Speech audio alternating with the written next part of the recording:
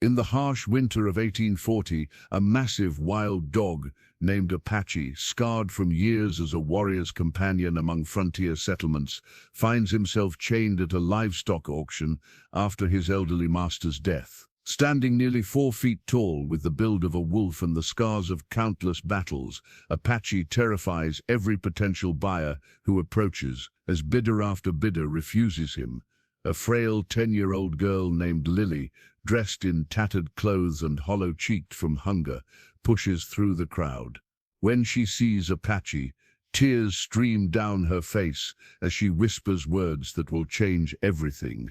"Is it you?" What follows is a story of recognition that transcends species, revealing a bond forged in tragedy and sealed by survival that will move even the hardest hearts to tears. The February wind cut through Millbrook's livestock auction yard like a blade, carrying with it the scent of hay, manure, and desperation. Men in thick coats stomped their boots against the frozen ground, their breath forming small clouds as they examined cattle, horses, and farm equipment, with the calculating eyes of those who measured worth in dollars and utility. But today, something different commanded attention at the far end of the yard, something that made even the bravest men step backward and cross themselves. Apache stood chained to a thick wooden post, his massive frame casting a shadow that seemed to swallow the winter light around him. At nearly 4 feet tall at the shoulder, he possessed the muscular build of a wolf, crossed with something far more formidable. His coat, once a rich golden brown, now bore the silver-gray patches of age and the white lines of countless scars that crisscrossed his body like a map of battles fought and survived. His amber eyes, sharp and intelligent, surveyed the crowd with the awareness of a creature who had learned that humans brought either salvation or suffering, and lately it had been mostly the latter. "That there's the devil's own hound," muttered Ezekiel Morrison, the town's blacksmith, as he pointed toward Apache with a thick finger. "Belonged to old Mountain Jim before the fever took him last week. They say that beast killed 3 wolves single-handed and once dragged a grown bear away from Jim's cabin." The crowd around him nodded solemnly, some making the sign of the cross as they stared at the magnificent animal who seemed to embody every frontier legend they'd ever heard. Apache's ears twitched at the sound of his former master's name, and for just a moment his stoic expression wavered. Mountain Jim had been more than an owner. He had been a brother-in-arms, a fellow warrior who understood that survival in the wilderness required a bond deeper than mere domestication. Together they had traveled from trading post to trading post, Apache serving not just as companion but as protector, scout, and often the difference between life and death in a land where danger lurked behind every tree and over every ridge. The auctioneer, a thin man named Cornelius Wickham with nervous eyes and hands that shook slightly as he held his wooden gavel, cleared his throat and called for attention. "Gentlemen, we come now to lot 17. This here, dog." He paused, clearly struggling with how to describe the magnificent beast before him. "Strong as an ox, loyal as they come," and he heeled off as Apache fixed those piercing amber eyes directly on him, causing Wickham to take an involuntary step backward. "What's the starting bid for this fine animal?" Wickham's voice cracked slightly, as he tried to project confidence he clearly didn't feel. "Surely such a magnificent creature is worth 50 cents, called out a voice from the back, followed by nervous laughter. "And that's being generous for that monster." Apache's lips pulled back slightly, revealing teeth that had torn through more than just meat in their time. The crowd shuffled backward as one, creating an even wider circle around the auction block. Children peered out from behind their father's legs, equally fascinated and terrified by this creature that seemed to have stepped out of the wilderness legends their grandparents told around winter fires. Thomas Henley, a prosperous farmer known for his prize livestock, stepped forward with the confident stride of a man accustomed to getting what he wanted. "I'll take a closer look," he announced, though his voice carried less certainty than his words suggested. As he approached Apache, the great dog's body tensed, muscles rippling beneath his scarred coat like steel cables under tension. Apache's amber eyes tracked every movement, every gesture, reading the man's intentions with the supernatural perception that had kept him alive through countless dangers. Henley reached out his hand, palm down in what he probably thought was a gesture of dominance. But Apache saw something else entirely. He saw the callousness in the man's eyes, the way he looked at Apache not as a living creature with a soul, but as a tool to be used and discarded. Apache had seen that look before, in the eyes of men who would chain dogs outside in blizzards, who would beat animals for sport, who viewed anything wild and free as something to be broken. A low growl began deep in Apache's chest, so profound it seemed to vibrate through the frozen ground itself. Henley froze, his outstretched hand trembling, as he realized he was staring into the eyes of something far more dangerous than he had anticipated. This was not just a large dog, this was a warrior, a survivor, a creature who had faced down wolves and bears and emerged victorious. Apache's growl intensified, and Henley stumbled backward, his face pale with sudden understanding. "Good God," Henley whispered, his voice barely audible above the wind. "That thing's not right in the head. Probably rabid. Ought to be shot, not sold." But even as he spoke, he couldn't tear his gaze away from Apache's eyes, which seemed to look straight through him to something deeper, something that made Henley profoundly uncomfortable. One by one, potential buyers approached and retreated. Some tried to project authority, puffing out their chests and speaking in commanding tones, only to find themselves facing a creature who had never been truly tamed, only partnered with by someone he respected. Others attempted kindness, speaking in soft voices and offering treats, but Apache could sense the fear beneath their gestures, the way their hands shook and their voices quavered. He had no use for false kindness or cowardly dominance. As the afternoon wore on, the crowd began to thin. The temperature dropped further, and ice crystals began forming on Apache's whiskers and the chain that bound him to the post. Still, he stood with the dignity of a king in exile, refusing to show weakness even as the cold bit through his thick coat. His breath came in steady puffs of vapor, and his eyes never stopped moving, cataloging every face, every movement, every potential threat or opportunity. "Nobody's going to take that monster," observed Sarah Fleming, the local seamstress, as she pulled her woolen shawl tighter around her shoulders. "Mark my words, that beast will end up with a bullet in his head before sundown." Shame, really. Magnificent creature, but too wild for civilized folks. The auctioneer wiped sweat from his forehead despite the bitter cold, clearly anxious to move on to the next lot. "Come now, gentlemen. Surely someone can see the value in such a strong animal. Think of the protection he could provide, the work he could do. Starting bid of $5. 4, 3. But the crowd remained silent, content to stare and whisper, but unwilling to take responsibility for the magnificent beast, who seemed to embody every untamed aspect of the frontier they were all trying to leave behind. Apache represented something they feared in themselves, something wild and free that civilization demanded they surrender. It was then that the crowd began to part, not in fear this time, but in reluctant sympathy. A small figure pushed through the assembled men, moving with the determined gait of someone with nothing left to lose. Lily Patterson, 10 years old and thin as a willow branch, emerged from behind the wall of adult bodies that had hidden her from view. Her dress, once perhaps blue or gray, had faded to the color of old sadness, patched and repatched with whatever scraps of fabric could be found. Her shoes, if they could still be called that, were more holes than leather, and her thin stockings did little to protect her feet from the frozen ground. But it was her face that caught the attention of those who bothered to look down. Hollow cheeks spoke of too many missed meals, and dark circles under her eyes told of too many cold nights with insufficient blankets.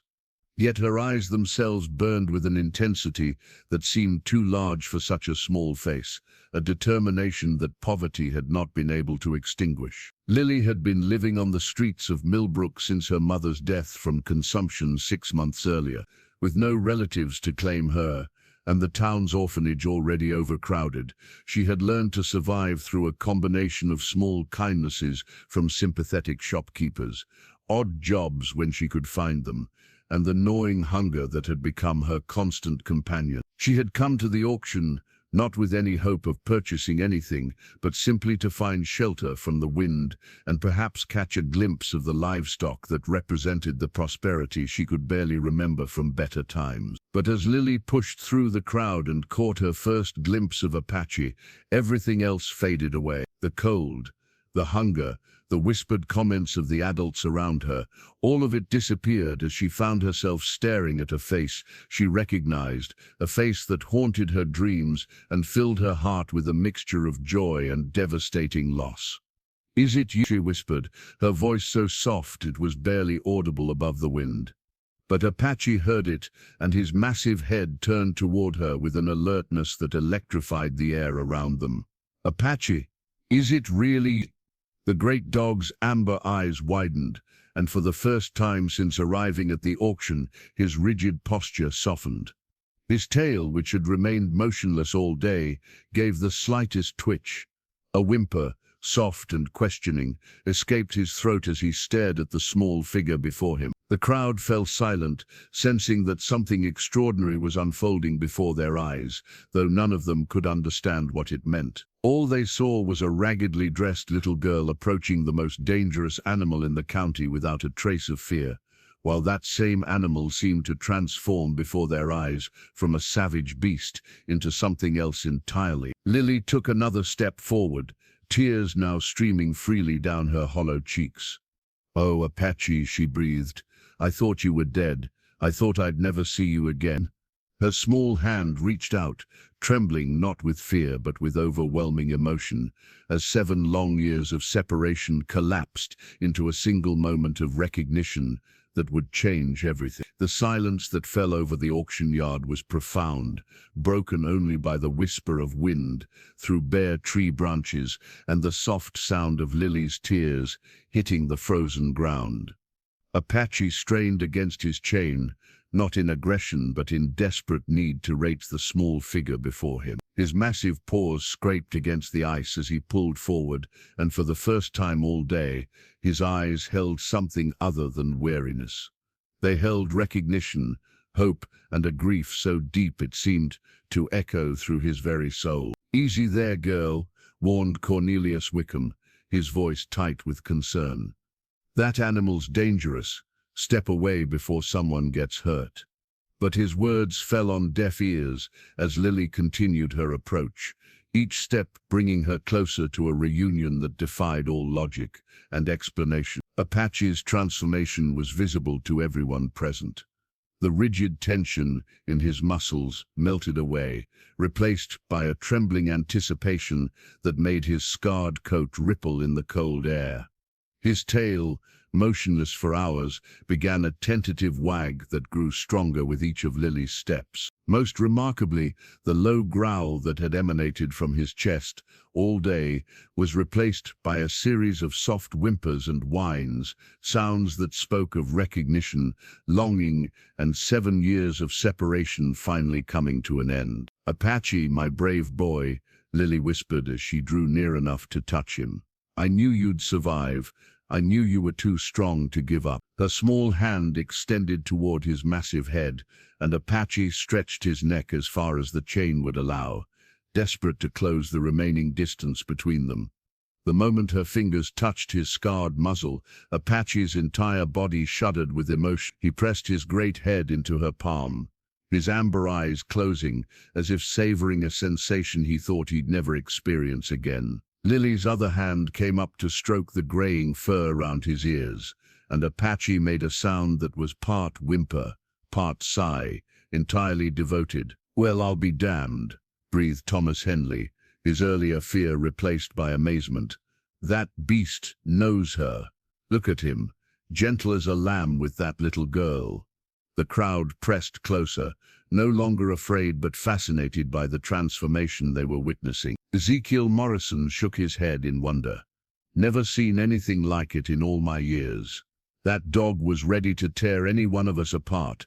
But look at him now, like he's found his long-lost family." He paused, studying Lily's tear-streaked face and Apache's devoted attention to her every movement. Maybe he has. Apache began to lick Lily's face with gentle strokes of his enormous tongue, each touch careful and reverent, as if she were made of the finest crystal. Lily laughed through her tears, the sound bright and pure in the cold air, and wrapped her thin arms around Apache's massive neck. The great dog held perfectly still, allowing her to press her face against his fur, breathing in his familiar scent and feeling the strong, steady beat of his heart against her cheek. "I missed you so much," she whispered into his fur. "Every night I dreamed you'd come back to me. Mama said you went to be with Papa, but I knew you were out there somewhere waiting." Apache whined softly, as if he too had been waiting, hoping, dreaming of this moment. The auctioneer cleared his throat uncomfortably, uncertain how to proceed with this unprecedented situation. "Well, this is unusual," he stammered. "Young lady, do you have any claim on this animal? Any proof of ownership?" His tone was gentle, but official, the voice of a man trying to maintain order in a situation that had moved far beyond normal business procedures. Lily pulled back from Apache's embrace, her face radiant despite the tears that continued to flow. "He was my papa's dog," she said, her voice stronger now, filled with a conviction that surprised everyone present. Papa was a trapper, and Apache was his partner. They went everywhere together, hunted together, survived together. When Papa died of the fever 3 years ago, Apache disappeared. Mama said he went to find Papa's spirit in the mountains. The crowd exchanged glances, some skeptical, others moved by the obvious bond between girl and dog. Apache seemed to understand every word, his attention fixed on Lily's face, as if memorizing every detail he had been forced to live without. "Your papa wouldn't happen to have been James Patterson, would he?" asked an elderly man from the back of the crowd. Benjamin Hartwell, the town's physician, stepped forward with the careful gait at someone whose joints had felt too many harsh winters. Tall fellow, quiet type, always had that enormous dog with him when he came to town for supplies. Lily's face lit up with joy at hearing her father's name spoken with respect and recognition. Yes, that was my papa. Did you know him?" She turned toward Dr. Hartwell with desperate hope, as if this stranger might somehow bridge the gap between her present suffering and the happier memories of her childhood. Dr. Hartwell nodded slowly, his weathered face softening with remembered kindness. "Knew him well, child. Good man. Your father, honest as they come. And that dog of his, well, there were stories. They said Apache once dragged your papa 20 miles through a blizzard after he broke his leg in a trap. Stories said that dog could track a scent 3 days old and fight off a pack of wolves without breaking stride." Apache's ears perked up at the familiar stories, and he turned his great head toward Dr. Hartwell, as if recognizing someone who had known his beloved master. The doctor approached slowly, and this time Apache showed no aggression, only a curious interest in this human who spoke of James Patterson with genuine respect. "If this is truly James Patterson's daughter," Dr. Hartwell continued, "then I believe her claim on the animal is legitimate. That dog was as much a part of James as his own shadow. Never saw one without the other." He paused, studying Lily's face with the keen eye of someone accustomed to reading people's deepest truths. "Though I must say, child, you look like you've had a hard time of it since your papa passed." The understatement hit the crowd like a physical blow. It was impossible to look at Lily's gaunt frame and tattered clothes without understanding that this child had been struggling to survive on her own for far too long. Several of the women in the crowd exchanged meaningful glances, the unspoken communication of mothers who recognized a child in desperate need. "That still doesn't solve our problem," interjected Thomas Henley, though his tone had lost much of its earlier harshness. "The dog was brought here as part of Mountain Jim's estate settlement. Legal claim or not, there are procedures to follow, debts to settle." Cornelius Wickham nodded reluctantly. "Mr. Henley's right, I'm afraid." Mountain Jim owed money around town, and this auction is meant to settle those debts. If the girl has no money to bid. It trailed off, clearly uncomfortable with the situation, but bound by legal obligations. Apache sensed the tension in the humans around him and pressed closer to Lily, his massive body forming a protective barrier between her and the rest of the world. His amber eyes began to show traces of their earlier weariness as he realized that this reunion might be temporary, that forces beyond his understanding might separate him from Lily once again. "How much?" Lily asked quietly, her voice barely audible above the wind. "How much do you need for Apache?" She reached into the deep pocket of her patched coat and withdrew a small cloth bundle, untying it with trembling fingers to reveal her entire worldly fortune. 3 coins, tarnished with age and handling. The sight of those 3 meager coins in Lily's small palm struck the assembled crowd with the force of a physical blow. Here was a child who possessed almost nothing, offering everything she had for a creature who represented her only connection to happier times. The mathematics of the situation were cruel and clear. 3 coins could not possibly cover the debts Mountain Jim had left behind. "Child," Dr. Hartwell said gently, "that's a generous offer, but I'm afraid $15, interrupted a new voice from the crowd. Martha Wellington, the banker's wife, and one of Millbrook's most influential citizens, stepped forward with the commanding presence of someone accustomed to having her words carry weight. "I bid $15 for the dog." A murmur ran through the crowd as they turned to stare at Miss Wellington, a woman known more for her expensive dresses and social position than for acts of charity. Apache growled low in his throat, sensing a new threat, while Lily's face crumpled with despair. "Miss Wellington," began the auctioneer, clearly relieved to have a legitimate bid. $15, do I hear? $25. The voice came from an unexpected source. Ezekiel Morrison, the blacksmith, who had earlier called Apache the devil's own hound. His face was set in determined lines as he met the surprised stares of his neighbors. $25, and I'll take the beast off your hands." Apache's growl deepened, and he moved to place himself more completely between Lily and these potential threats. His hackles began to rise, the peaceful moment of reunion giving way to the terrible understanding that he might be torn away from Lily just as they had found each other again. Lily looked up at the men and women surrounding her, their faces a mixture of pity, calculation, and uncomfortable sympathy. She understood with the devastating clarity that only children possess that her 3 coins were worthless in this adult world of debts and obligations. Apache was going to be taken from her again, sold to strangers who saw him only as property to be owned and used. $30, called out another voice, then another. The bidding began in earnest, and with each new offer, Lily seemed to shrink further into herself, while Apache's agitation grew more pronounced. His amber eyes darted between the various bidders, reading threat in every gesture, danger in every raised hand. It was then that something extraordinary happened, something that would be talked about in Millbrook for generations to come. Dr. Hartwell, who had been watching the proceedings with growing discomfort, suddenly stepped into the center of the circle and raised his hand for silence. "Stop this," he commanded, his voice carrying the authority of someone who had delivered babies, tended wounds, and eased the passing of the dying for more than 30 years.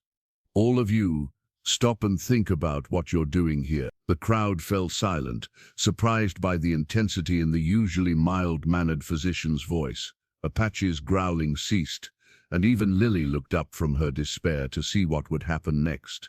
Hartwell's weathered face was flushed with an emotion that ran deeper than the February cold as he surveyed the assembled crowd. His breath came in sharp puffs of vapor, and when he spoke, his words carried the weight of a man who had seen too much suffering and refused to witness any more. "Shame on all of us," he began, his voice cutting through the winter air like a blade. "Shame on every last one of us for what we're doing here today. We're standing in the presence of something miraculous, something that should humble us to our very cause, and what do? We turn it into a business transaction. Martha Wellington shifted uncomfortably, her expensive fur coat suddenly feeling heavy on her shoulders. Dr. Hartwell, surely you understand the legal implications. Legal implications. Dr. Hartwell's voice rose with incredulous anger. Wellington, do you see that child? Do you really see her?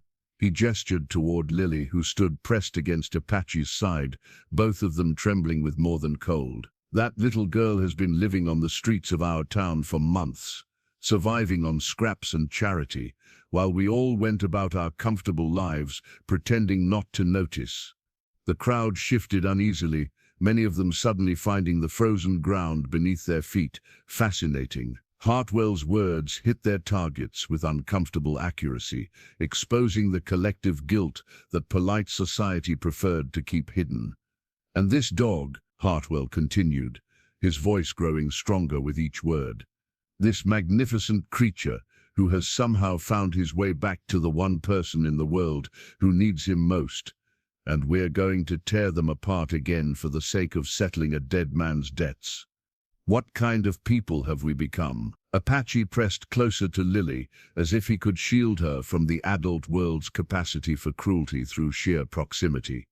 His amber eyes remained fixed on Dr. Hartwell, seeming to understand that this human was fighting for them when they could not fight for themselves. Thomas Henley stepped forward, his face defensive. Now see here, Doctor, we all sympathize with the child's situation, but business is business. That dog represents value, and Mountain Jim's creditors have rights. Rights? Hartwell whirled to face Henley, his usually gentle demeanor replaced by righteous fury. What about that child's rights? What about her right to the one connection she has left to her family? What about her right to love and be loved in return? He gestured toward Apache, whose massive head was now resting protectively on Lily's shoulder. Look at them, Henley. Really look. When was the last time you saw love, that pure, that uncomplicated by greed or social standing? Lily had been silent throughout this exchange, overwhelmed by having an adult defend her, when she had grown accustomed to being invisible. Now she found her voice, small but clear in the winter. Please, she whispered, the word carrying all the longing and desperation of a child who had already lost everything that mattered. Please don't take him away from me again. He's all I have left of my family. The simple honesty of her plea struck the assembled crowd like a physical blow. Several of the women dabbed at their eyes with handkerchiefs, while the men cleared their throats and studied their boots with sudden intensity. Even Martha Wellington's stern expression wavered as she looked down at the thin child who asked for nothing more than the right to keep the one creature in the world who truly loved her. Apache seemed to sense the emotional current flowing through the crowd, and he lifted his great head to survey the faces around him.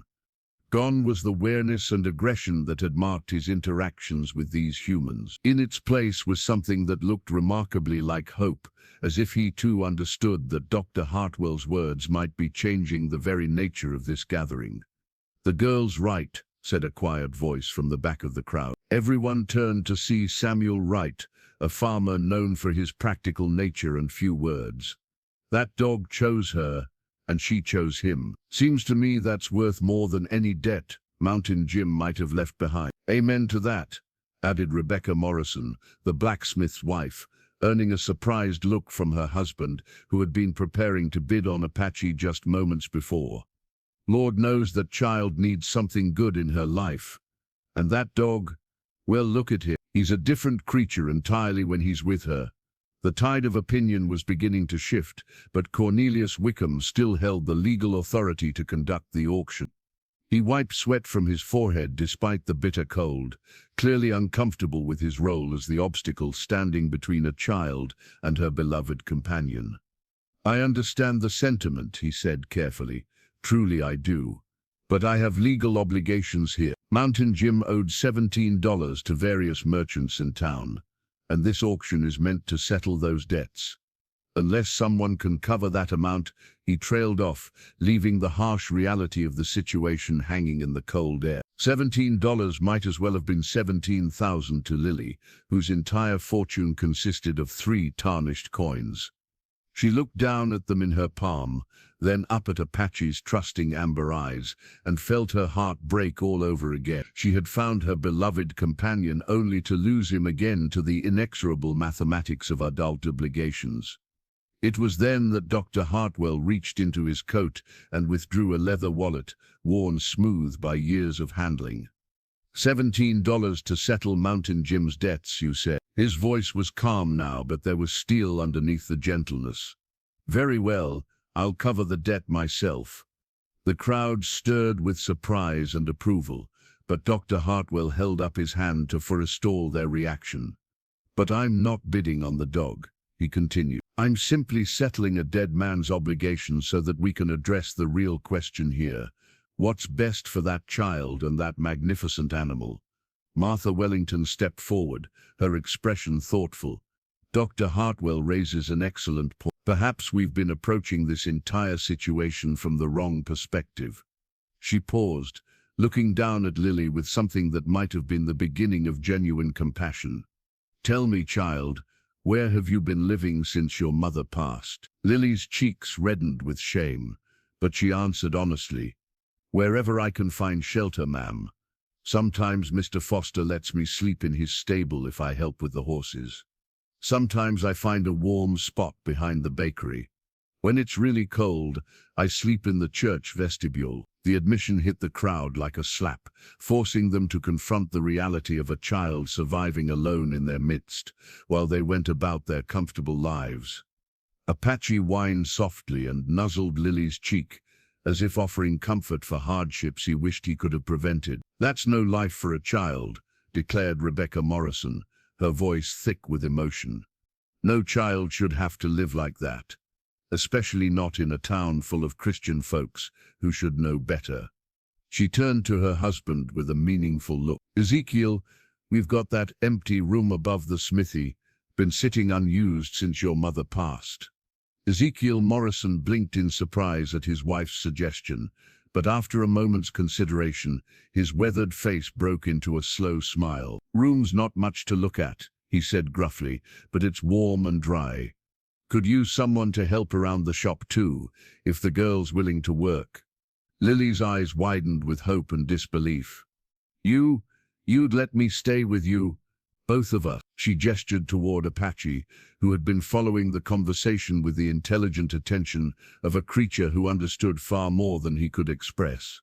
Don't see why not, Rebecca Morrison replied warmly. That dog of yours is big enough to scare off any trouble, and Lord knows we could use the company. Been too quiet around our place since the children moved away. But even as hope began to bloom in Lily's chest, practical concerns intruded. I don't have any money to pay you, she admitted, her voice small with embarrassment.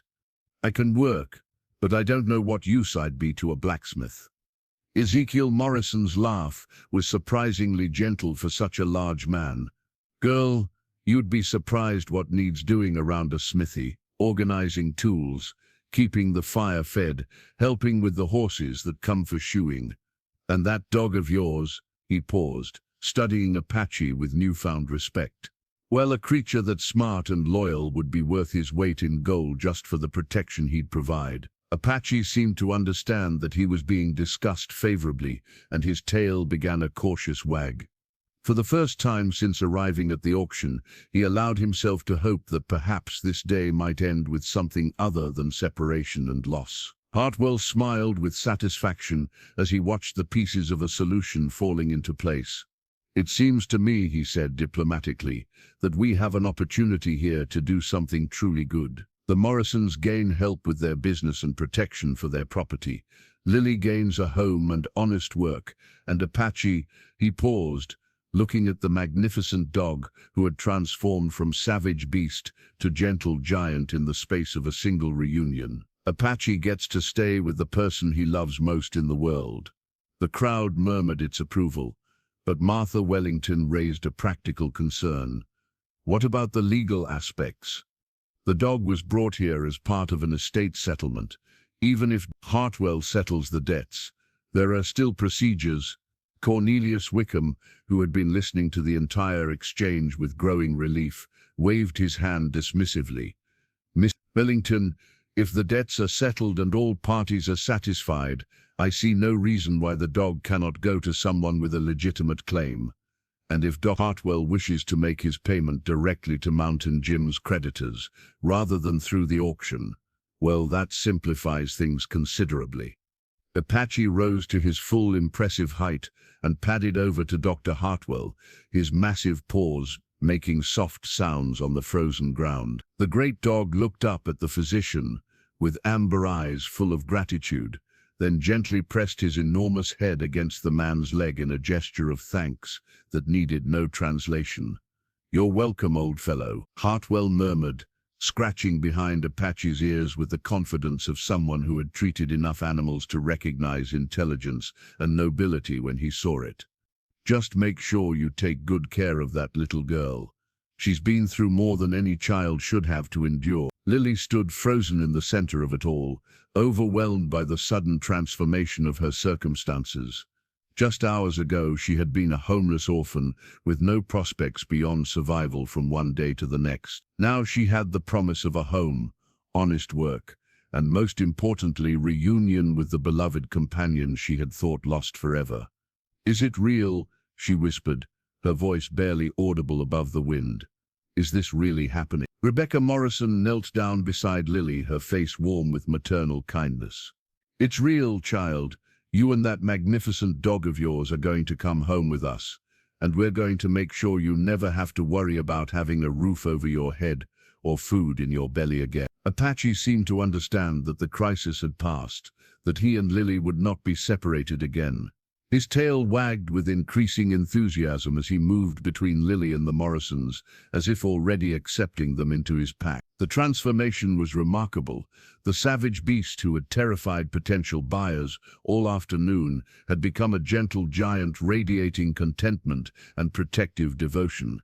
The crowd began to disperse, many of them stopping to speak words of encouragement to Lily or to shake Dr. Hartwell's hand in appreciation for his intervention. The winter afternoon was growing late, and families needed to return to their warm homes and evening meals, but there was a lightness in their steps that had not been there earlier. They had witnessed something extraordinary, something that reminded them of the capacity for goodness that existed within their community when it chose to act with compassion rather than mere legal obligation. As the auction yard emptied, Lily knelt beside Apache and wrapped her arms around his massive neck once more. "I can't believe you're really here," she whispered into his fur. "I dreamed about this moment so many times, but I never dared hope it would actually happen." Apache's response was to cover her face with gentle kisses, his enormous tongue careful and reverent as he tasted the salt of her joyful tears. 7 years of separation melted away in that moment, replaced by the unshakable bond that had connected them from the very beginning, before loss and hardship had driven them apart. The Morrison smithy stood at the edge of Millbrook's main street, its stone foundation and itib walls blackened by years of forge smoke and honest labor. As Lily and Apache followed their new guardians through the heavy wooden door, the warmth hit them like a physical embrace after hours in the bitter February wind. The interior glowed with the red-orange light of banked coals, and the air carried the familiar scents of iron, coal smoke, and the particular smell of hot metal being shaped by skilled hands. Apache's nostrils flared as he took in the new environment, his amber eyes cataloging potential threats and escape routes with the automatic caution of a creature who had learned that safety was never guaranteed. But as he watched Lily's face relax for the first time in months, her hollow cheeks warming in the forge's glow, his own tension began to ease. This place felt different from the cold uncertainty of the auction yard. This place felt like the possibility of hope. "Not much to look at," Ezekiel Morrison said gruffly, but there was pride in his voice as he gestured around the workshop that had been his life's work. "But every piece of iron in this county has passed through these hands at one time or another. Horseshoes, tools, wagon repairs, even some decorative work for the fancier folks in town." He paused, studying Apache's massive frame. "Though I'll admit, I've never had a customer quite like your friend there. Rebecca Morrison had already begun bustling around a small kitchen area at the back of the smithy, pulling out pots and ingredients with the efficient movements of a woman accustomed to feeding hard-working appetites. First things first, she declared, we need to get some proper food into that child. Lord knows when she last had a decent meal. She turned to Apache with a thoughtful expression. And I suspect your four-legged friend there could use some feeding up as well. At the mention of food, Lily's stomach responded with a rumble so loud it echoed through the smithy, like distant thunder. Her cheeks flamed with embarrassment, but Rebecca Morrison only smiled with the understanding of a mother who had raised 3 children of her own. Nothing to be ashamed of, child, Rebecca said gently. Hunger's a natural thing, and from the looks of you, you've been acquainted with it far too long. She began laying out ingredients for what promised to be a substantial meal. Beef stew, fresh bread, and some of my preserved peaches for dessert. And for Apache, she produced a large ham bone from her stores, still heavy with meat. This should help put some weight back on those ribs I can see showing through his coat. Apache's ears perked up at the sight and smell of the ham bone, but he made no move toward it without Lily's permission. Years of partnership with Mountain Jim had taught him the importance of hierarchy and respect, and he would not presume upon the kindness of strangers, no matter how welcome it appeared to be. Go ahead, boy, Lily urged, her voice warm with affection. These are good people. Mrs. Morrison wants you to have it. Only then did Apache approach the offered treat, accepting it with the dignity of a king receiving tribute. He carried it to a corner of the smithy where he could keep watch over Lily while he gnawed contentedly on the first proper meal he'd had since Mountain Jim's death. Ezekiel Morrison watched this interaction with growing respect for both child and dog. That's a well-trained animal you've got there, he observed. Shows proper manners, waits for permission, keeps one eye on his charge even when he's eating. Your papa did right by him, teaching him how to behave in civilized company. Lily's face glowed with pride at the praise for both her father's training methods and Apache's behavior. Papa always said that Apache wasn't just a dog, he was a partner. Said that meant they had to trust each other completely, and trust meant following the rules even when nobody was watching. As Rebecca Morrison worked at her cooking, filling the smithy with aromas that made Lily's mouth water and her empty stomach clench with anticipation, she began to share the story that would help the child understand her new circumstances. Ezekiel and we've been married 27 years come spring, she began, her voice taking on the cadence of someone settling in for a proper tale. Raised 3 children in the rooms above this smithy, watched them grow up strong and honest, then watched them move on to start families of their own.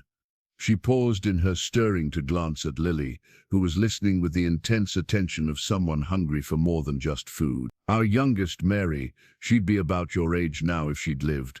Fever took her when she was just 8 years old, same fever that took so many children that terrible winter 5 years back. Apache looked up from his ham bone, as if sensing the sadness that had entered Rebecca's voice. His amber eyes moved between the adults and Lily, reading the emotional undercurrents with the supernatural perception that had made him such an effective guardian in the wilderness. Point is, Ezekiel continued his wife's story, this house has been too quiet for too long, too clean, too orderly, too empty of the sounds that make a place feel truly alive. When I saw you standing there with that magnificent beast of yours, saw the bond between you, he paused, his voice growing husky with emotion. Well, it reminded me what this place used to feel like when it was truly a home instead of just a place where 2 old folks ate their meals and went to bed. Lily felt tears welling up in her eyes, but these were different from the tears she had shed at the auction. Those had been tears of loss and desperation. These were tears of gratitude, and the overwhelming relief of finding kindness when she had almost given up hope that such a thing still existed in the world. We won't be a burden to you, she promised earnestly. I can work hard, and Apache can do things most people wouldn't believe. Papa trained him to track, to hunt, to protect, even to help with heavy lifting when needed. We'll earn our keep, I promise you that. Rebecca Morrison's face softened with maternal affection as she ladled steaming stew into a heavy ceramic bowl. "Child, you're not going to be a burden. You're going to be a blessing. This old smithy needs the sound of young laughter, needs the energy that comes with caring for someone who needs caring for." She set the bowl in front of Lily, steam rising from its surface like incense. "Now eat up before it gets cold, and don't you worry about earning your keep just yet. There's time enough for work once you've gotten some meat back on those bones."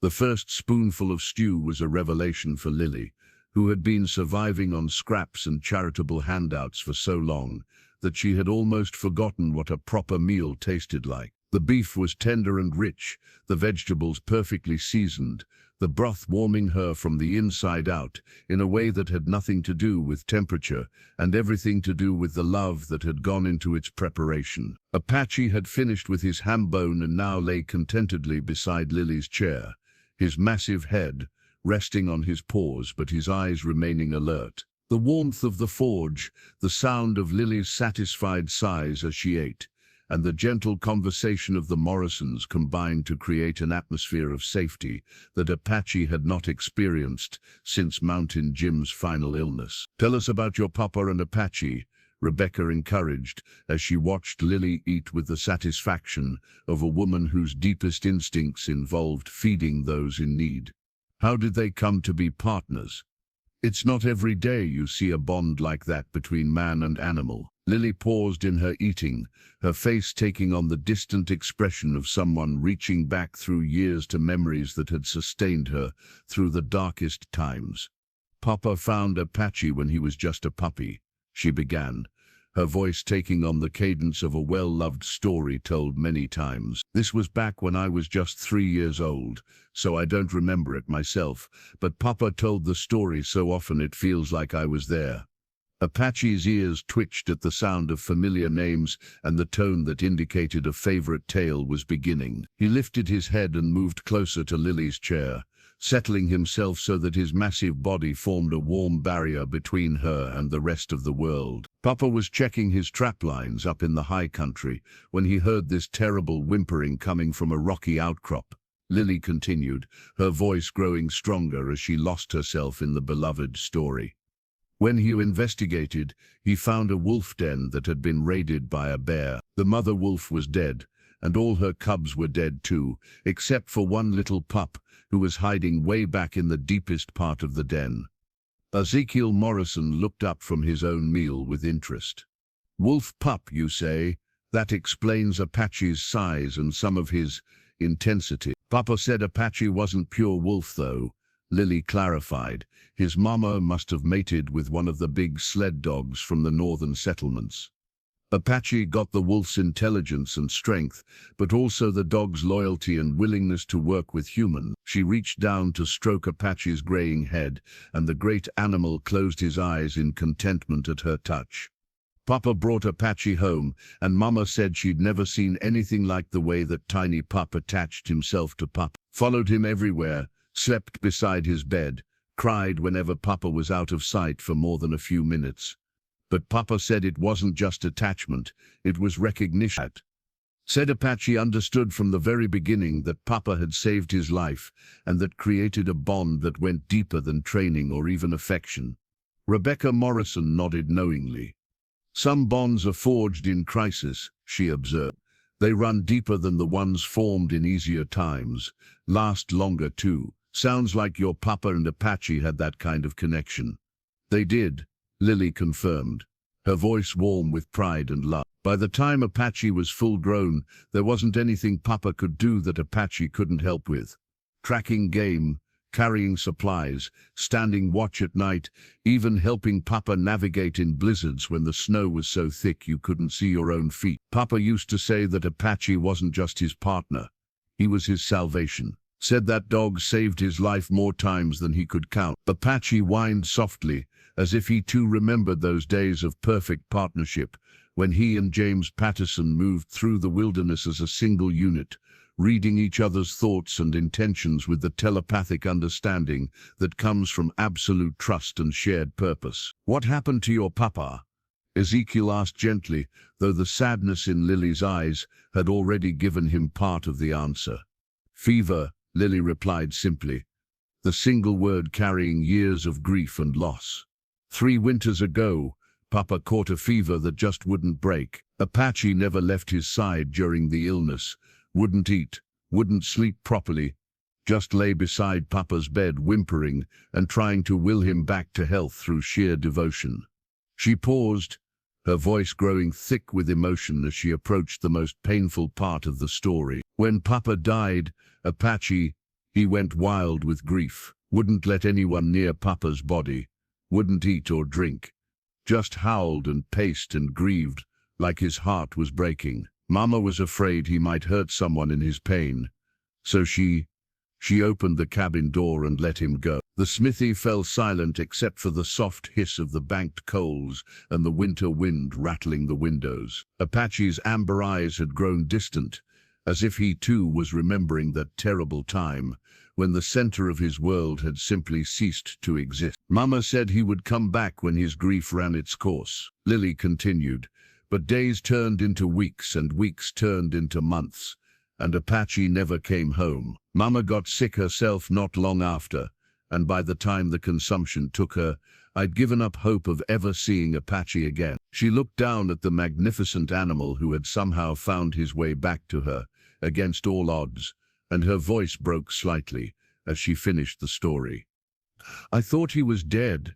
I thought grief had killed him just like it seemed to be killing everything else I loved. But somehow, some way, he survived out there in the wilderness for 3 whole years, and now her voice trailed off as she struggled to comprehend the miracle of their reunion. Apache rose and placed his massive head in Lily's lap, his amber eyes looking up at her with an expression of such devotion and understanding that it took Rebecca Morrison's breath away. The great dog seemed to be offering comfort for all the years of separation, all the nights of wondering and worrying, all the tears shed for what seemed lost forever.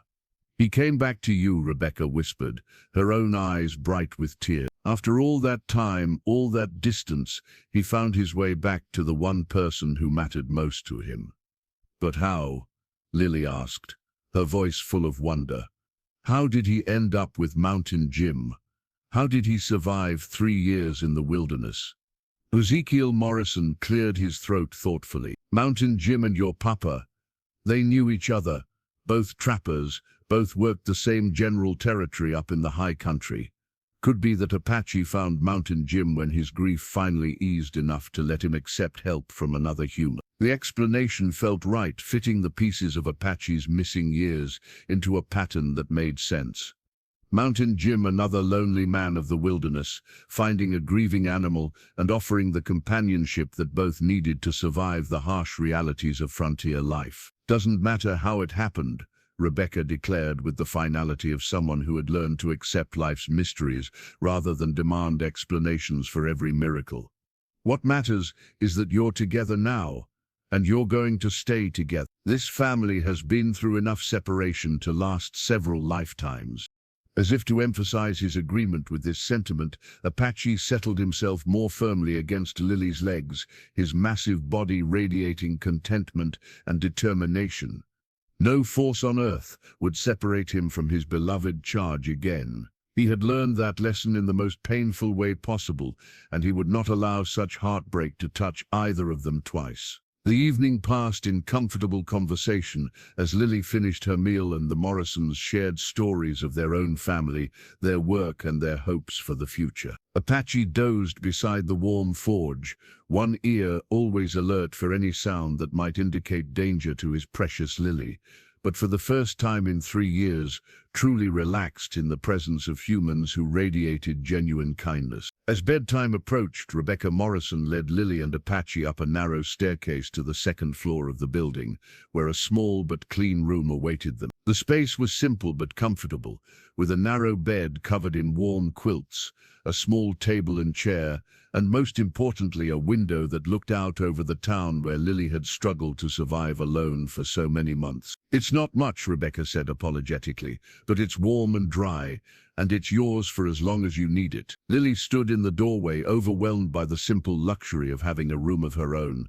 a bed with clean sheets, and the security of knowing she would not have to face the morning wondering where she would find shelter for the coming night. "It's perfect," she whispered. "It's the most beautiful room I've ever seen." Apache explored the space thoroughly, his nose cataloging every scent and his eyes examining every corner before he finally settled himself beside the bed where he could guard Lily's sleep. His position was carefully chosen to block the door, while still allowing him visual access to the window, the instinctive positioning of a creature who had learned that vigilance was the price of safety. "Sleep well, child," Rebecca said softly, kissing Lily's forehead with the tenderness of a mother blessing her daughter. "Tomorrow we'll start getting you properly settled, but tonight, just rest. You're safe now, both of you." As the footsteps retreated down the stairs and the house settled into nighttime quiet, Lily changed into a clean nightgown that Rebecca had provided and slipped between sheets that smelled of lavender and sunshine. Apache remained on the floor beside her bed, but as the minutes passed and Lily's breathing began to even out with approaching sleep, the great dog rose quietly and padded to the window.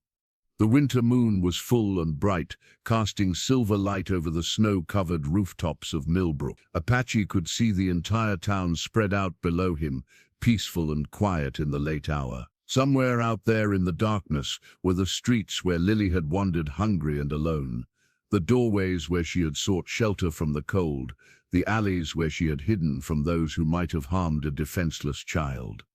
But those days were over now. Apache had found his way back to his beloved charge, and nothing would ever separate them again. The great dog's amber eyes reflected the moonlight as he made a silent vow to the night, to the memory of James Patterson, and to his own fierce heart. Lily would never know hunger or fear or loneliness again. Not while Apache drew breath. Behind him, Lily stirred in her sleep and called his name softly. Apache returned immediately to his position beside her bed, and she reached down to rest her small hand on his massive head. Even in sleep, the connection between them remained unbroken, a bond forged in love, tested by loss, and now renewed in the promise of better days to come. 3 months had passed since that miraculous February afternoon at the auction, and spring was beginning to show its tentative face in Millbrook. The harsh edges of winter were softening into the muddy promise of renewal, and with the changing season came changes in the lives of Lily and Apache that neither could have imagined during those dark days when survival was measured one day at a time. The transformation in Lily was nothing short of remarkable. The hollow-cheeked waif, who had pushed through the auction crowd in tattered clothes, had blossomed into a healthy, confident young girl, whose face now glowed with proper nutrition and the security of belonging somewhere. Her hair, once dull and lifeless, now shone with cleanliness and care. Her clothes, sewn by Rebecca Morrison's skilled hands, fit properly and showed the kind of attention to detail that spoke of genuine love rather than mere charity. But it was the change in her eyes that spoke most eloquently of her transformation. The desperate weariness that had marked her expression during those months on the streets had been replaced by the natural curiosity and joy that should belong to every 10-year-old child. She laughed easily now, asked questions without fear of being told she was a nuisance, and moved through the world with the confidence of someone who knew she had a place in it. Apache's transformation was equally dramatic, though perhaps more subtle to those who had not known him in his wilderness years. The magnificent animal had put on weight, his coat now gleaming with health and proper nutrition. The wariness that had marked his interactions with all humans except Lily had gradually given way to a cautious acceptance of the Morrisons and their regular customers. He had learned to distinguish between genuine threat and harmless human activity, though his protective instincts regarding Lily remained as sharp as ever. The great dog had also revealed talents that amazed even those who had heard the stories of his partnership with James Patterson. He could carry messages between the smithy and various locations in town, following complex directions with an intelligence that bordered on the supernatural. He helped Ezekiel with heavy lifting, using his powerful neck and shoulders to assist in moving iron stock and finished product. Most remarkably, he had proven invaluable in working with horses, his calm presence and obvious strength helping to settle even the most nervous animals during shoeing. "That dog of yours is worth his weight in gold," Ezekiel had told Lily just that morning, as they watched Apache help calm a skittish mare who had been giving the blacksmith trouble. "Never seen anything like the way horses trust him. It's like they recognize something in him, some kind of natural authority that makes them feel safe." Lily had glowed with pride at the praise, but she also understood that Apache's value to the Morrisons went far beyond his practical contributions to the smithy. The great dog had brought life and purpose back to people who had been drifting in the quiet sorrow of their empty nest. Rebecca Morrison had someone to fuss over again, someone whose needs gave structure and meaning to her days. Ezekiel had found in Apache a working partner, whose intelligence and dedication reminded him why he had fallen in love with his craft in the first place. But perhaps most importantly, all four of them had discovered what it meant to be a family again. Not the family of blood and birth that each had lost, but the family of choice and commitment that sometimes proves even stronger than the bonds of genetics. On this particular spring morning, Lily was helping Rebecca tend the small garden behind the smithy, learning to recognize which green shoots were vegetables and which were weeds, when Dr. Hartwell arrived with news that would test the strength of the bonds they had built over the past 3 months. "Good morning, Lily," Dr. Hartwell called out, his voice carrying the warmth that had marked all his interactions with the child since that day at the auction. "Is your guardian about? I have some news that concerns all of you." Apache, who had been dozing in a patch of morning sunlight, immediately rose and moved to position himself between Dr. Hartwell and Lily. Not in aggression, for he had learned to trust the doctor who had fought for them when they needed an advocate, but in the automatic protective stance that was as natural to him as breathing. "Dr. Hartwell," Lily's face lit up with genuine pleasure as she saw the man who had changed the course of her life with his courage and compassion. "Mrs. Morrison is inside making bread, and Mr. Morrison is in the shop. Is everything all right? You look serious." Indeed, Dr. Hartwell's usually cheerful demeanor was shadowed by something that might have been concern, or perhaps the weight of delivering news that would disrupt the peaceful life that Lily had finally found. He dismounted from his horse with the careful movements of someone whose joints reminded him daily that he was no longer young, then stood for a moment studying the scene before him. The child looked healthier and happier than he had ever seen her, her face bright with the security of knowing where next meal would come from and where she would sleep that night. Apache stood beside her with the relaxed alertness of a guardian who was confident in his ability to protect what mattered most to him. The entire scene radiated the kind of contentment that Dr. Hartwell had devoted his life to, helping others achieve. "Let's gather everyone together," he suggested gently.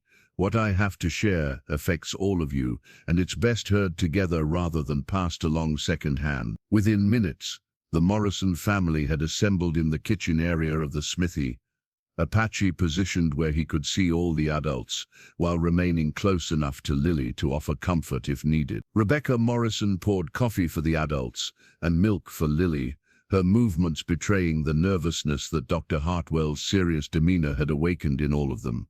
3 months ago, Dr. Hartwell began, "I made some inquiries about Lily's situation, not just her immediate circumstances, you understand, but her legal status, her family history, anything that might affect her long-term welfare." He paused, taking a sip of his coffee, as if fortifying himself for what came next. Lily felt Apache press closer to her side, the great dog's instincts warning him that this conversation might threaten the stability they had all worked so hard to build. Her own heart began to beat faster as she imagined what news could put such a serious expression on the face of the man who had been their champion.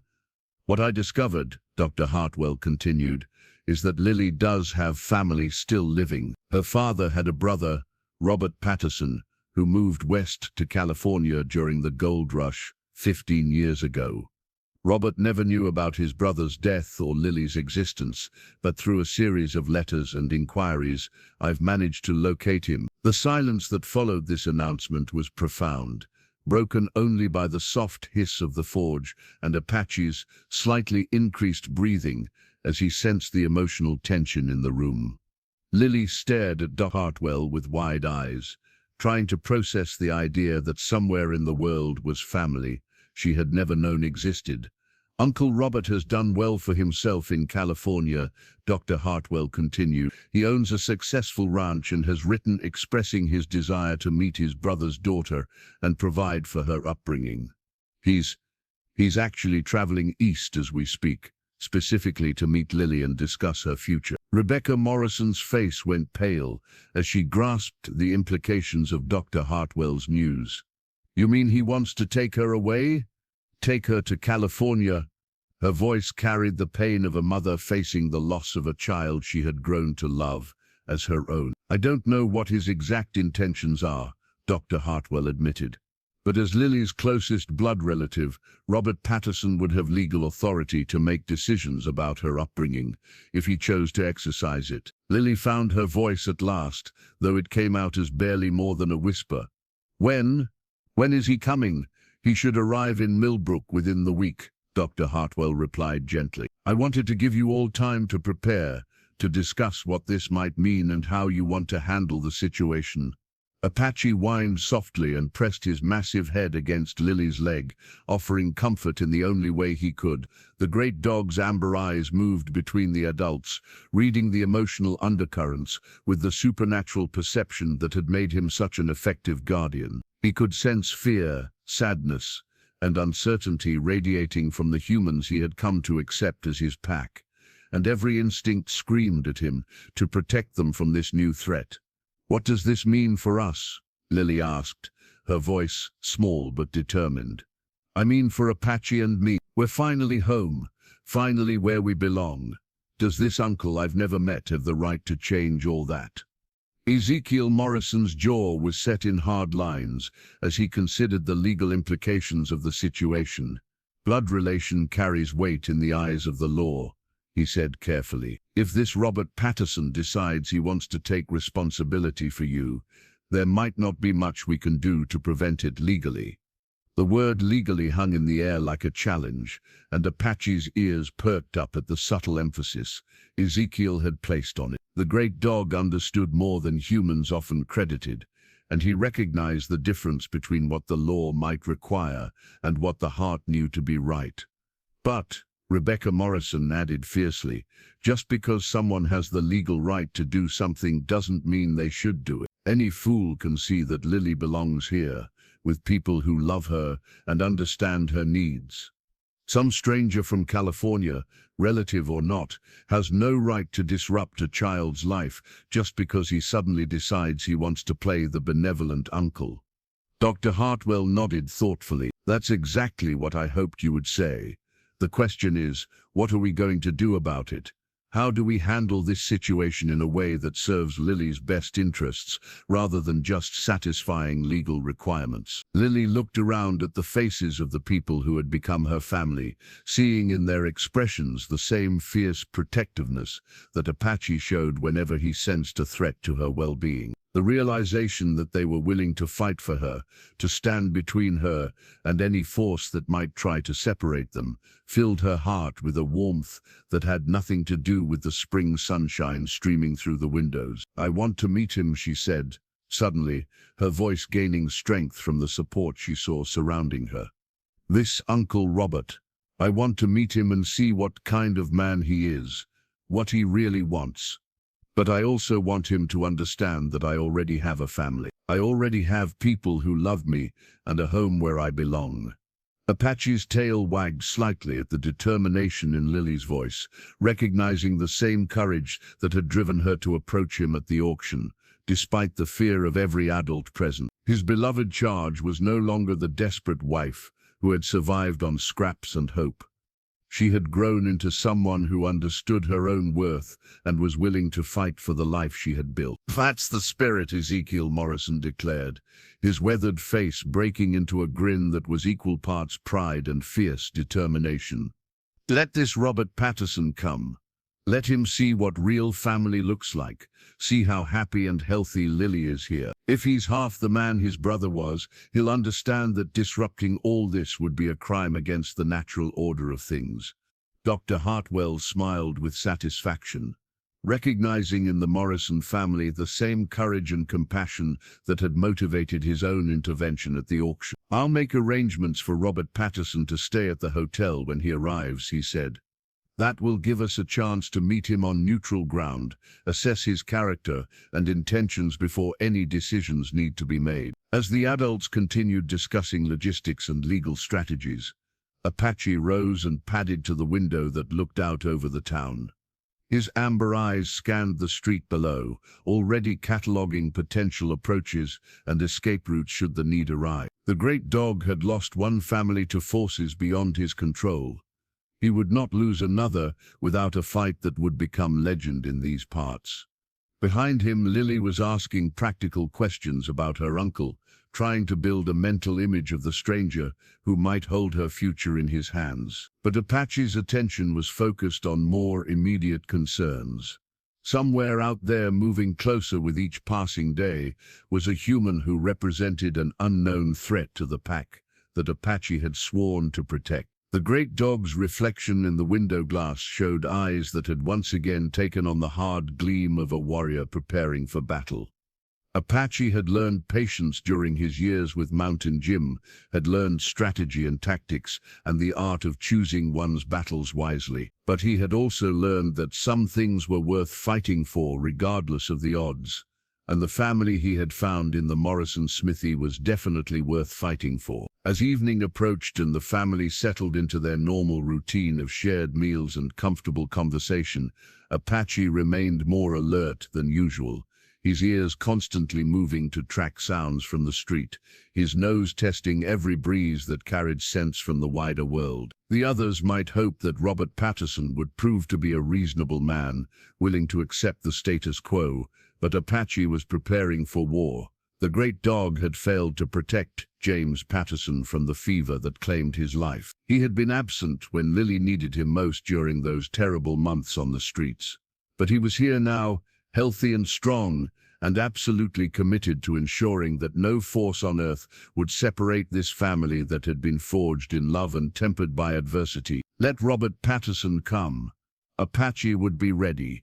Robert Patterson arrived in Millbrook on a warm Thursday morning in early May, stepping down from the westbound stagecoach with the confident bearing of a man accustomed to command. He was tall like his deceased brother James, but where James had been lean and weathered by wilderness living, Robert carried the prosperity of successful business dealings in his well-tailored clothes, and the soft hands of someone who had others do his physical labor. Apache sensed his arrival before anyone else, the great dog's head lifting from his morning rest in the smithy doorway, nostrils flaring as a new scent reached him on the spring breeze. There was something in that scent, something familiar yet different, that made Apache's amber eyes narrow with concentration. Then understanding struck him like a physical blow.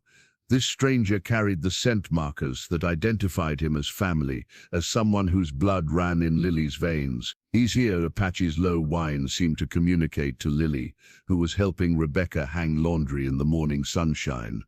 The great dog's sudden alertness, the way his entire body tensed as he stared toward the town center, told Lily everything she needed to know. "Uncle Robert," she whispered, the words feeling strange on her tongue. In 10 years of life, she had never imagined she might have living relatives beyond the parents she had lost. Now that possibility stood just a few blocks away, and she found herself torn between curiosity and the fierce protectiveness she felt for the life she had built with the Morrison. Word of Robert Patterson's arrival spread through Millbrook with the speed that only small-town gossip could achieve. By the time he had checked into the hotel and made inquiries about his niece's whereabouts, half the town knew that the little girl from the auction had a relative come calling, and speculation ran rampant about what this might mean for the family that had taken her in. Hartwell arrived at the smithy within an hour of Robert's arrival, his face carefully composed but his eyes reflecting the concern they all felt. "He wants to meet with all of you this afternoon," the doctor reported. "I've arranged for the meeting to take place in the hotel's parlor, neutral territory where everyone can speak freely." Robert Patterson had used the morning hours to make his own inquiries about his niece's situation, and what he learned both impressed and troubled him. Impressed, because it was clear that Lily had found people who genuinely cared for her well-being and had provided her with the stability she needed to thrive. Troubled, because he had come east with the assumption that he would be rescuing his brother's daughter from desperate circumstances, and the reality was far more complex. The hotel parlor was a modest but comfortable room with floral wallpaper and furniture that spoke of middle-class respectability rather than frontier pragmatism. When Lily entered with the Morrisons and Doc Hartwell, Apache padding silently at her side, Robert Patterson rose from his chair with the courtesy of a gentleman meeting a lady, regardless of her age.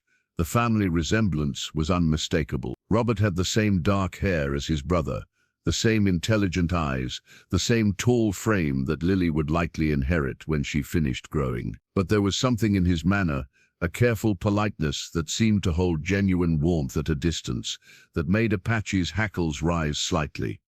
"Lily," Robert said, his voice carrying genuine emotion as he looked upon his brother's daughter for the first time. "You look so much like James when he was young. Same eyes, same determined chin." He paused, his gaze taking in her healthy appearance and clean, well-fitted clothes. "You look well cared for." "I am well cared for," Lily replied, her voice steady, but carrying an undercurrent of protective fierceness that surprised everyone present. "The Morrisons have been wonderful to me. They've given me a home, a family." She gestured toward Apache, who had positioned himself where he could watch all the adults, while remaining close enough to intervene if necessary. "They've accepted Apache as part of the family too." Robert's eyes moved to Apache for the first time, and the great dog felt the weight of assessment in that gaze. This was a man accustomed to evaluating assets, to determining value and utility with the cold calculation of successful business. Apache had been judged by such men before, and he had learned to recognize the difference between those who saw him as a magnificent creature, deserving of respect, and those who saw him merely as property to be managed. "That's quite an animal," Robert observed, his tone carefully neutral. "I can see why he caused such a stir at the auction. He's certainly imposing." The choice of words was telling. Not magnificent, not noble, not even beautiful, just imposing. Apache's amber eyes fixed on Robert Patterson with the intensity of a predator evaluating potential prey, and something in that gaze made the successful businessman shift uncomfortably in his chair. Rebecca Morrison, sensing the tension in the room, stepped forward with the protective instincts of a mother defending her young. "Apache has been a blessing to our family," she said firmly. "He's gentle with Lily, helpful around the smithy, and the finest guardian anyone could ask for. That dog would lay down his life for our girl without a moment's hesitation." "I'm sure he would," Robert replied, but his tone suggested he viewed such devotion as more of a complication than a virtue. "However, I have to consider Lily's long-term future, not just her current circumstances. I've come a long way to meet my brother's daughter and discuss what's best for her upbringing." The word "discuss" carried an implication that made Ezekiel Morrison's jaw tighten with suppressed anger. This was not a man who had come to consult with others about his niece's welfare. This was a man who had already made decisions and was merely going through the motions of appearing reasonable. "What exactly are you proposing, Mr. Patterson?" Hartwell asked, his physician's training allowing him to maintain a calm demeanor, even as he sensed the dangerous currents flowing beneath the surface of this seemingly polite conversation. Robert Patterson straightened in his chair, taking on the bearing of a man delivering a business presentation. I own a successful cattle ranch in California, with over 2,000 acres of prime grazing land. I employ 26 men year-round and have built a comfortable home that would provide Lily with every advantage a young lady could want. He paused, letting the impressive statistics sink in before continuing. I'm unmarried with no children of my own, which means Lily would inherit everything I've built. She would want for nothing: proper education, fine clothes, social position, and eventually marriage to a man of substance who could provide for her future. The vision he painted was one of material comfort and social respectability, the kind of life that most frontier families could only dream of providing for their children. But as Lily listened to her uncle's generous offer, she felt a growing coldness in her chest that had nothing to do with the temperature in the room. "What about Apache?" she asked quietly, the question cutting through Robert's elaborate presentation like a knife through silk. Robert Patterson's hesitation was brief but telling. "Well, naturally, a ranch needs good dogs for working cattle and protecting the property. I'm sure we could find a place for him in the operation." The careful phrasing revealed everything that Robert had tried to keep hidden behind his generous offer. Apache would not be Lily's beloved companion in this new life.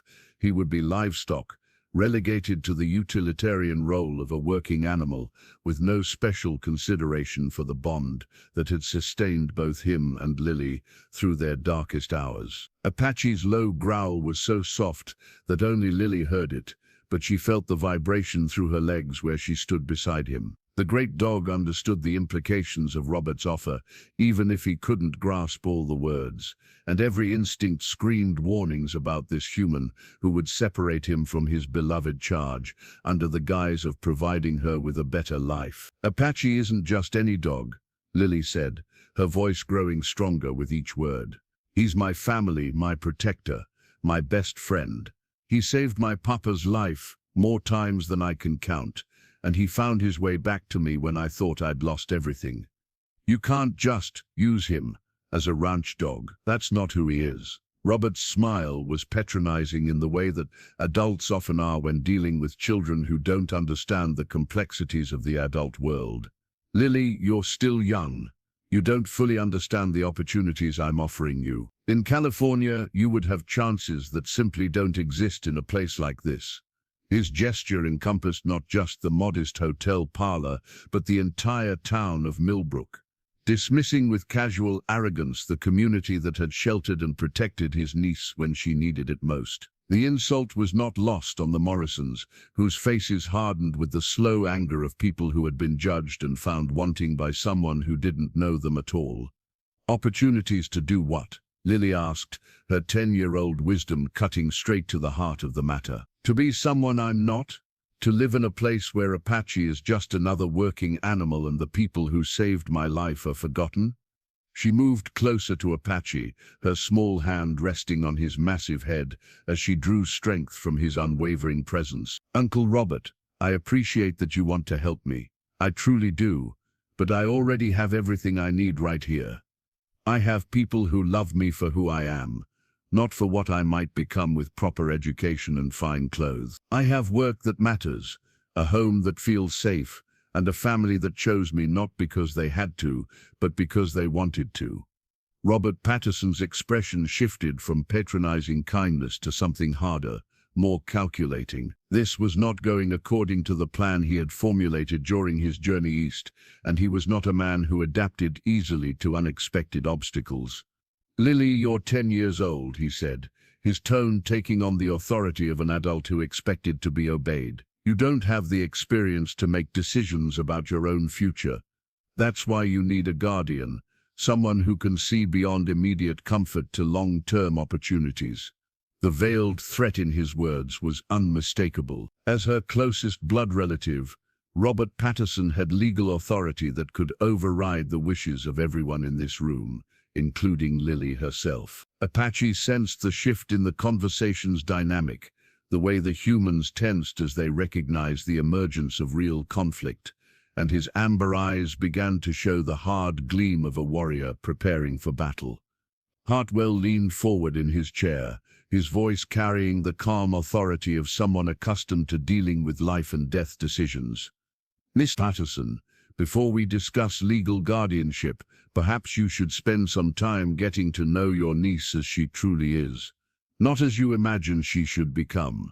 See how she lives, meet the people who care for her, understand the bonds that have sustained her through tremendous hardship. It was a reasonable suggestion, but Robert Patterson was a man who had succeeded in business by making quick decisions and sticking to them regardless of emotional complications.